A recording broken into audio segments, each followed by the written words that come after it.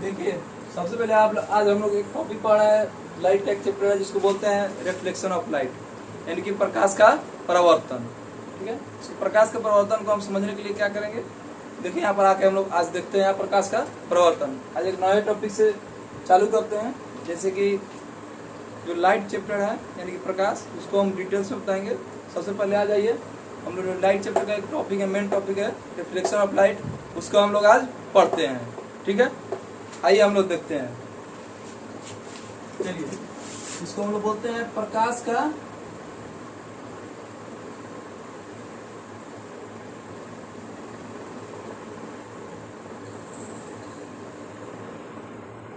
परावर्तन। ठीक है, इंग्लिश इसका होता है रिफ्लेक्शन ऑफ लाइट।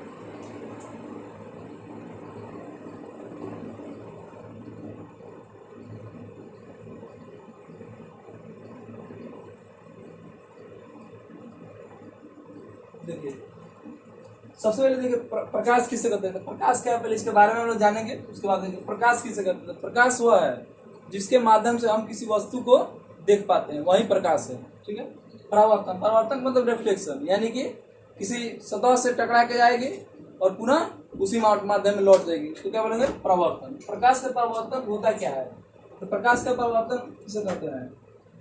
तो देखिए, सबसे पहले हम लोग यहाँ प्रकाश के परावर्तन के बारे में जानते हैं। प्रकाश का परावर्तन है क्या, प्रकाश के परावर्तन के बारे में हम सबसे पहले से देखिए ग्राफ लिख देते हैं, उसके बाद खुद आप लोग समझ में आ जाएगा कि यह है क्या। प्रकाश का परावर्तन होता क्या है, जब प्रकाश की किरण किसी परावर्तक सतह से टकराकर, जब प्रकाश की किरण किसी परावर्तक सतह से टकराकर पुनः उसी माध्यम में लौट जाती है, प्रकाश की इस प्रकार की घटना को प्रकाश का परावर्तन कहते हैं। ठीक है, एक बार और ध्यान से सुनिए, जब प्रकाश की किरण किसी बिंदु स्रोत से आ रही प्रकाश की किरण किसी परावर्तक सतह से टकराकर पुनः उसी माध्यम में लौट जाती है, प्रकाश की इस प्रकार की घटना को हम प्रकाश का परावर्तन कहते हैं। ठीक है, अब आप लोग को लिखना होगा तो आप लोग लिख भी सकते हैं, लेकिन हम इसको लिख नहीं सकते हैं, मेनली आप लोग को समझना है। जब समझ जाएगा तो खुद ही आप लोग इसको लिख लीजिएगा। आइए हम देखते हैं। जैसे देखिए, मान लीजिए जब किसी बिंदु स्रोत से आ रही प्रकाश की, यहाँ पर मान लीजिए एक सन है। ठीक है, सन है, क्या है, सन, सन का मतलब मान लीजिए सूर्य है। ठीक है, सन है। ठीक है, एक सन है, सूर्य से प्रकाश की किरण मान लीजिए प्रकाश की किरण। ठीक है, यहाँ पर एक मान लीजिए परावर्तक सतह है। ठीक है, यहाँ पर हम समझ रहे हैं परावर्तक सतह है। ठीक है,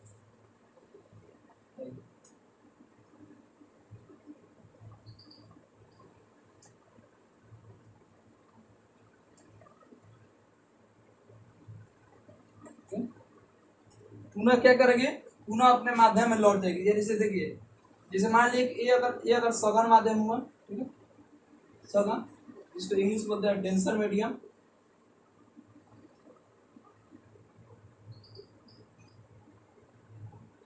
इसको बोलते हैं मीडियम, डेंसर मीडियम से आएगी और डेंसर मीडियम चलते। सघन माध्यम क्या होता है, सघन माध्यम इसको पढ़ने के लिए आगे हम पढ़ाएंगे, ऐसे बता देते हैं। जैसे सघन माध्यम, जैसे सघन और विरल, दो माध्यम होता है, सघन और विरल।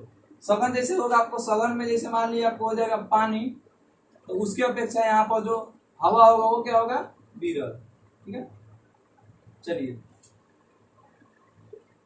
अब देखिए, अब यहाँ जैसे किसी बिंदु से प्रकाश की किरण आ रही है। ठीक है, किसी परावर्तक सतह से टकरा कर यहाँ पर टकराएंगे और पुनः क्या होगी, यह पुनः अपने माध्यम में ही लौट जाएगी। जैसे मान लीजिए सघन माध्यम, ये सघन हो या विरल, उससे उस पर हमको चर्चा भी नहीं करना है, कुछ भी हो सकता है। जैसे सघन माध्यम में आ रही है तो यह सघन माध्यम में ही लौट जाएगी। यहाँ पर आ रही है और खुद यहाँ पर क्या हो, यहाँ से लौट जाए। ठीक है, यहाँ पर देखिए खुद यहाँ पर लौट गई। चलिए, यहाँ पर लौट गए। ठीक है, आइए, देखिए यहाँ पर आया और यहाँ पर लौट गया, और बीच में यहाँ पर जब खींच जाएगा तो बीच में हम एक अविलंब खींच लेंगे। ठीक है, अविलंब को आइए हम लोग रेड कलर से दिखाते हैं, ताकि तीन कलर से रहेगा तो आपको पता भी चलेगा। यहाँ पर देखिए,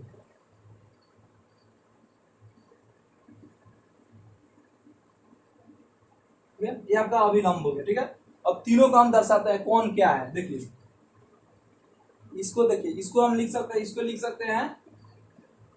सकते हैं साइन आई। ठीक है, और इसको बोल सकते हैं साइन आर। ये अगर मान लिया, देखिए एक्चुअली ये 30 डिग्री का एंगल है नहीं, लेकिन जितना डिग्री के एंगल से आएगी उतना ही डिग्री के एंगल से वापस चले जाएगी। तो इस प्रकार जो बनता है उसको, जो यहाँ साइन आर, एक्चुअली मान लिए लेट अगर यह मान लिया कि अगर 30 डिग्री के एंगल का है, ठीक है, तो ये भी 30 डिग्री पर ही रिफ्लेक्ट हो जाएगी, ठीक है।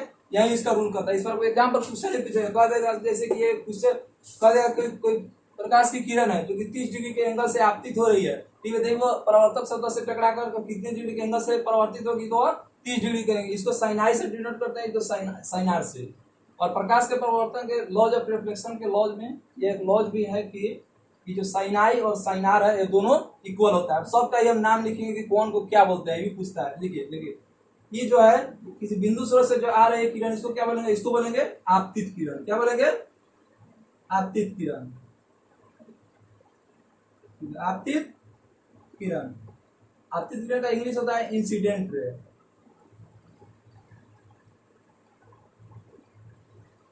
इंसिडेंट रे, ठीक है। चलिए, और ये जो इंसिडेंट रे और जो नॉर्मल के बीच में जो एंगल बनेगा उसको बोलते हैं एंगल ऑफ इंसिडेंस। क्या बोलते हैं, एंगल ऑफ इंसिडेंस, ठीक है। कोई दिक्कत, हिंदी में इसका हिंदी हो जाता है आपतन कोण। क्या हो जाता है, आपतन कोण। कोई प्रॉब्लम, कोई दिक्कत नहीं है। चलिए, ये हो गया आपका आपतन कोण। और ये जो होगा इसको बोलते हैं बीच में, इसको बोलते हैं नॉर्मल। क्या बोलते हैं, नॉर्मल। इसको रेड कलर से डिनोट कर सकते हैं ताकि देखने में अच्छा लगे। इसको बोलते हैं नॉर्मल, ठीक है। नॉर्मल का हिंदी होता है अभिलंब, ठीक है, अभिलंब। नॉर्मल हो गया। और ई वजह जो एंगल होता है इसको बोलते हैं रिफ्लेक्टेड रे, क्योंकि ये रिफ्लेक्ट कर जा रहा है। क्या बोलते हैं इसको, रिफ्लेक्टेड रे।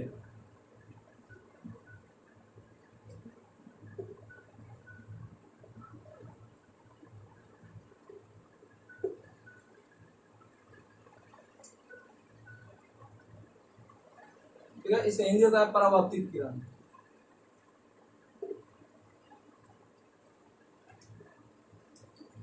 ठीक है। और ये जो हुआ, ये जो पॉइंट पर तीनों आके मिलेगी, इंसिडेंट रे, नॉर्मल और रिफ्लेक्टेड रे, जहां तीनों पॉइंट पर मिलती है उसको बोलते हैं एंगल ऑफ इंसिडेंस। क्या बोलते हैं, एंगल ऑफ इंसिडेंस।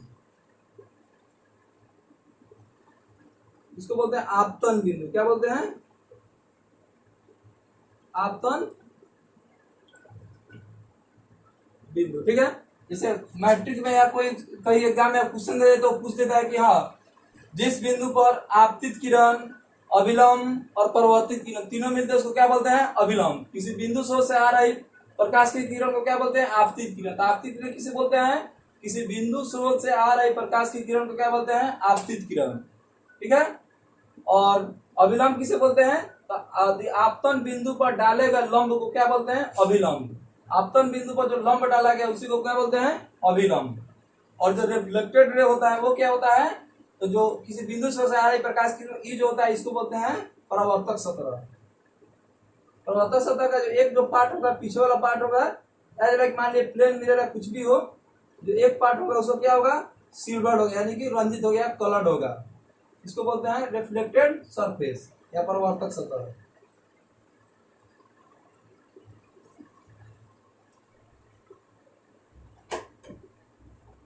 ठीक है। ये आपको क्या हो गया, परावर्तक सतह, यानी कि यह इसे परावर्तित होगा किरण। ठीक है। इसको बोलते हैं रिफ्लेक्टर। किसी बिंदु से आ रही प्रकाश की किरण क्या होगा, जिस बिंदु पर मिलती है उसको बोलते हैं आपतन बिंदु। आपतन बिंदु तो परावर्तित किरण, आपतित किरण, अभिलंब और परावर्तित किरण जिस बिंदु पर मिलते हैं उसको क्या बोलते हैं, आपतन बिंदु। ठीक है। अब देखिए, अब प्रकाश के परावर्तन के दो नियम होते हैं। प्रकाश के परावर्तन कितने नियम होते हैं, दो।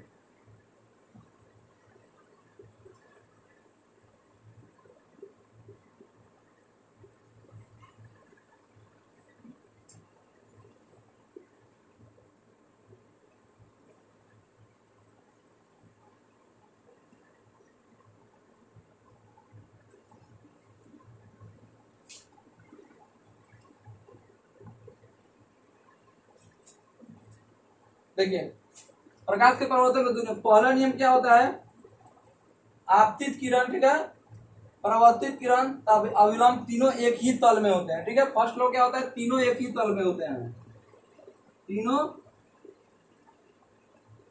एक ही तल में होते हैं, ठीक है।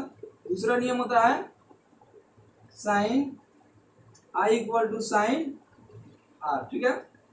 चलिए अब ये तो हो गया, इसके बारे में हम लोग समझ गए, ठीक है। अब आइए इसके बारे में आगे हम लोग देखते हैं, ठीक है। चलिए आइए देखिए, आप समरी देखते हैं, क्या क्या पढ़े आपको, सब रिवीजन आप कराया जाएगा, आपको हम पूछा जाएगा, आप बताइएगा, आप समरी आपको करा। देखिए सबसे पहले आप हमको बताएं प्रकाश क्या है। सबसे पहले आप मेरा channel all India education centre, आप लोग इसको लाइक शेयर एंड सब्सक्राइब कीजिए ताकि व्यूअर बढ़े, और ठीक है, अभी नए नए चैनल, जैसे ही व्यूअर बढ़ेगा हमारा भी मन लगेगा पढ़ाने में, और क्या होगा इस प्रकार भी और आप लोग को पूरा डिटेल्स में टॉपिक बताया जाएगा, ठीक है। अगर इसमें भी कोई दिक्कत हो तो व्हाट्सएप का नंबर उसमें दिया हुआ है, लिंक डिस्क्रिप्शन में भी डाल दिया जाएगा, आप लोग वहां से मैसेज कर सकते हैं, ठीक है। चलिए अब समरी, सबसे पहले प्रकाश किसे कहते हैं, तो प्रकाश क्या है, बताइए। तो प्रकाश वह है जिसके माध्यम से हम किसी वस्तु को देख पाते हैं। परावर्तन क्या है, तो जब कोई रिफ्लेक्टेड सरफेस से परावर्तक सतह से कोई प्रकाश की किरण आती है, उसको क्या बोलते हैं, परावर्तन बोलते हैं। और प्रकाश का परावर्तन क्या है, तो प्रकाश का परावर्तन तो किसी बिंदु से, मान लिया सन हो गया बिंदु स्रोत, तो किसी बिंदु स्रोत से आ रही प्रकाश की किरण किसी परावर्तक सतह से टकराने के बाद पुनः अपने माध्यम में लौट जाती है। इस प्रकार की घटना को हम क्या बोलते हैं, प्रकाश का परावर्तन। और इसमें क्या एक अविलंब डालते हैं इसको, और इसमें होता है क्या, इसको बोलते हैं आपतित किरण। किसी बिंदु स्रोत से आ रही प्रकाश की किरण क्या बोलते हैं, आपतित किरण, यानी इसको इंसिडेंट रे। उसके बाद होता है परावर्तित किरण, तो किसी बिंदु स्रोत से आ रही प्रकाश की किरण जब किसी परावर्तक सतह से टकरा कर पुनः अपने माध्यम में लौट जाती है, अलग नहीं जाएगा। अगर दूसरे माध्यम में जाएगी तो क्या हो जाएगा, प्रकाश का अपवर्तन। लेकिन यहाँ हम लोग पढ़ रहे हैं परावर्तन। परावर्तन और परावर्तन दो चीज है, इसको बोलते हैं रिफ्लेक्शन, और अपवर्तन का हिंदी क्या होता है, अपवर्तन को हम बोलते हैं रिफ्रैक्शन, ठीक है।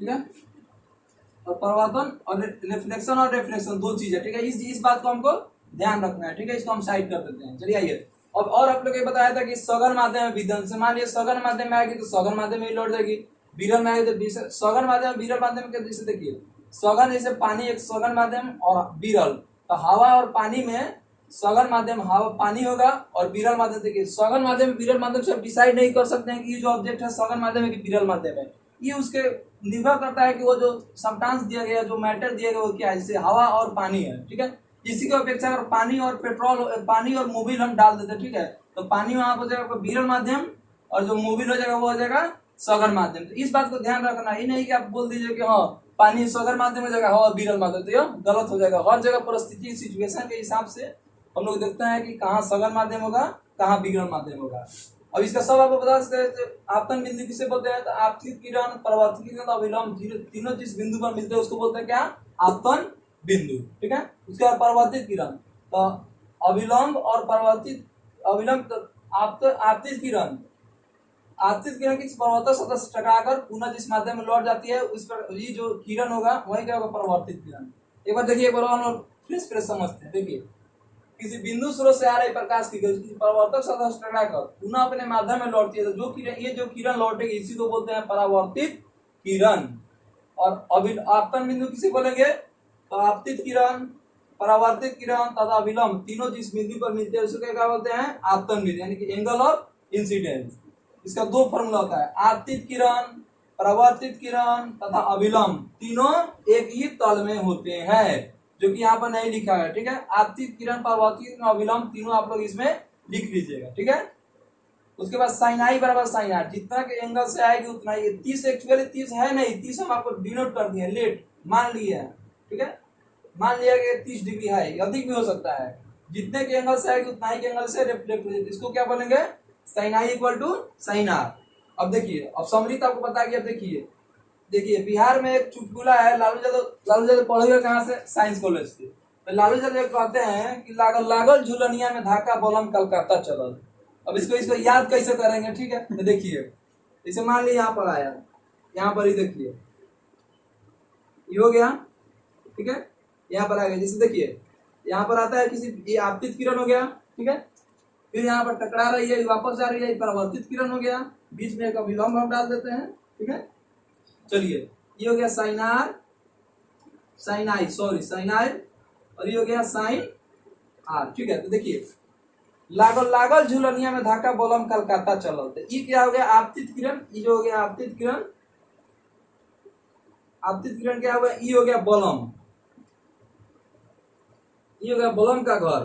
ठीक है, और ये जो यहाँ पर पॉइंट जो आपतन बिंदु है इसको बोलते हैं झुलनिया, क्या बोलते हैं, झुलनिया। ठीक है, ये बीच में रहेगा, और ये हो गया बोलम का बोलते हैं, बीच में जो अभिलंब है ये हो गया बिहार यूपी का बॉर्डर। ठीक है, यूपी बिहार का बॉर्डर, बिहार और यूपी का बॉर्डर, बिहार यूपी का बॉर्डर है। ठीक है, और ये जो परावर्तित किरण है इसको क्या बोलेंगे, ये हो गया कलकत्ता का फैक्ट्री। तो जब उसको काम नहीं मिल रहा था, तो जब काम मिल गया, ठीक है, तो वही उसके जो पत्नी थी तो क्या बोल रही है, इसको अच्छा से लिख दिया है। ठीक है, कहीं कितना भी इसको पढ़ पाए बढ़िया से।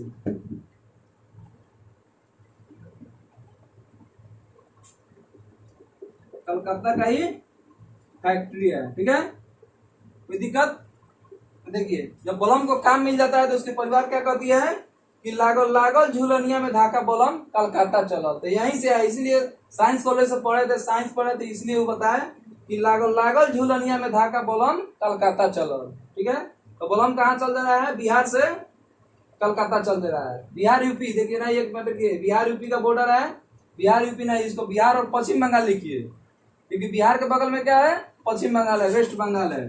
यहाँ पर अब लिख दीजिए बिहार और वेस्ट बंगाल, क्योंकि वेस्ट बंगाल में फैक्ट्री है, यूपी में थोड़े उतना फैक्ट्री है। पहले वेस्ट बंगाल में जूट का फैक्ट्री बहुत होता था। ठीक है, जैसे जूट का फैक्ट्री आपको वहां चले जाइएगा, बहुत जगह से जूट का फैक्ट्री है वहां पर, जैसे टीटागढ़ में भी जूट का फैक्ट्री है, बहुत जगह और सब जगह भी जूट का फैक्ट्री है। फैक्ट्री के बारे में विचार नहीं करेंगे, आइए हम लोग देखते हैं। ठीक है, चलिए देखिए यहाँ पर क्या बताया गया था कि लागल लागल झुलनिया में धाका बोलम कलकत्ता चला। अब इसको लिखिए देते हैं, आप लोग एकदम इसको बिंदास होकर याद कर लीजिए। ठीक है, देखिए इसको एकदम रेड मार्कर से लिखते हैं ताकि एकदम बढ़िया दिखे।